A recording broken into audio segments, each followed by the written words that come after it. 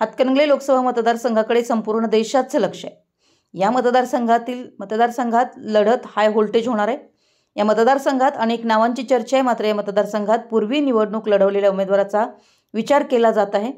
दरम्यान पूर्वी शिवसेनेकडून कडवी झुंज देणारे डॉक्टर संजयदादा पाटील पुन्हा हातकणंगले लोकसभा मतदारसंघातून कमळ चिन्हावर निवडणूक लढवण्यासाठी तयार आहेत। त्यामुळे भाजपकडून त्यांच्या नावाची चर्चा होते। हातकणंगले लोकसभा मतदारसंघात 20 वर्षांनंतर पुन्हा एकदा एकच वादा संजयदादा असा आवाज घुमणार आहे। डॉक्टर संजयदादा पाटील यांनी लोकसभा निवडणुकीसाठी इच्छुक असल्यामुळे अनेकांचे धाबे दणाणलेत। हातकणंगले लोकसभा मतदारसंघाला भारतीय जनता पार्टीचं कमळ फुललं पाहिजे, यासाठी संजयदादा पाटील शाहूवाडी, पन्हाळा, हातकणंगले, शिरोळ, इचलकरंजी येथे कार्यकर्त्यांची बैठक घेऊन भारतीय जनता पार्टी कोणालाही उमेदवारी देऊ देत आपण सर्वांनी मिळून हातकणंगले लोकसभा मतदारसंघातून भाजपच्या उमेदवाराला दिल्लीत संसदेत पाठवायचे, त्या दृष्टीने सर्वांनी कामाला लागा असं आवाहन करतायत। दरम्यान संजयदादांसारखे उमेदवार हातकणंगले लोकसभा मतदारसंघात पाहिजेत। भाजपने संजयदादा पाटील यांना उमेदवारी द्यावी अशी मागणी कार्यकर्त्यांमधून होते। मराठी एस न्यूजसाठी कुरुंदवाडहून संदीप अडसूळ।